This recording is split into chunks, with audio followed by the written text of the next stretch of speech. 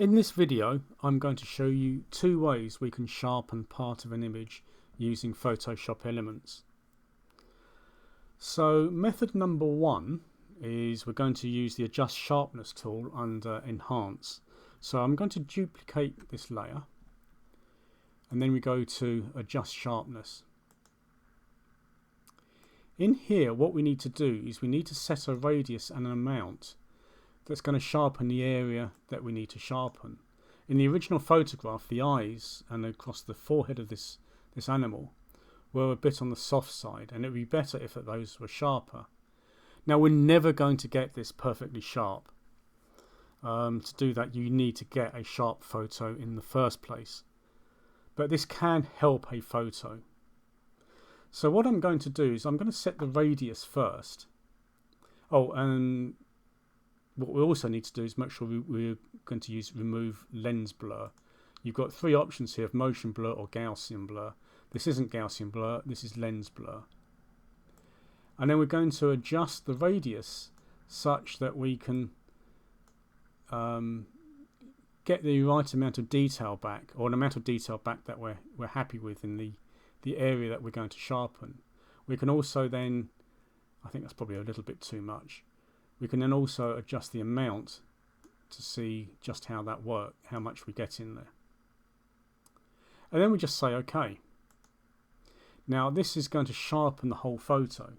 Now if we look at the nose of this animal, we can see that's getting really quite bad. So what we're going to do is we're going to add a mask to this. Now we can either hold down the Alt key when we click on the Add Mask, or we can go to Layer, Layer Mask, and Hide All. This is going to create a black mask for us. What I then need to do is grab the brush, grab a white brush, and then we're just going to paint over the area that we want to just pull back. If we pull up the tool options, and yes, so the opacity is set down to 43%, so I need to actually brush this 2 or 3 times to get the full effect. Really concentrate on the eyes because that's what needs to be sharp. As I say, we're never going to get this perfectly sharp because you know, the photo needs to be taken sharp in the first place. And we'll just try and click in here and just blend this in a bit. And that gives us that effect. So that's added some sharpness to the eyes. So that's the first way. The second way to do this, let's duplicate this layer again, is we're going to go to Filter, Other, High Pass. And in here what we need to do is we need to set a radius such that we can see the detail in the area that we want to sharpen, but we don't go overboard. So if we go too far, we start to get colours coming back in there, and that's clearly too much. And if you go down too low, you can't see any contour lines in there at all. So we need to take this up to probably around 4 pixels, maybe something like that. I can see details then, I can see the eyes and I can see the fur on the forehead, and we say OK to this.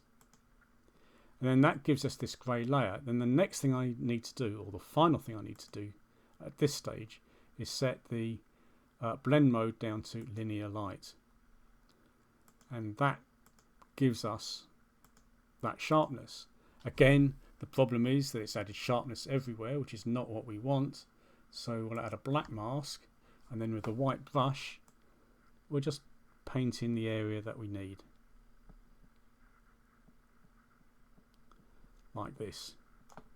Make sure it blends in fairly smoothly. Now, as I say, I will stress this technique is never going to make this perfectly sharp. It can make it better, but not 100%. And so that gives us that. That's high pass sharpening. This is using Adjust Sharpness. Now you're seeing some differences there. That's largely because of the radius that I chose for the Adjust Sharpness layer. But nevertheless, those are the two ways that you can go into here and adjust the sharpness.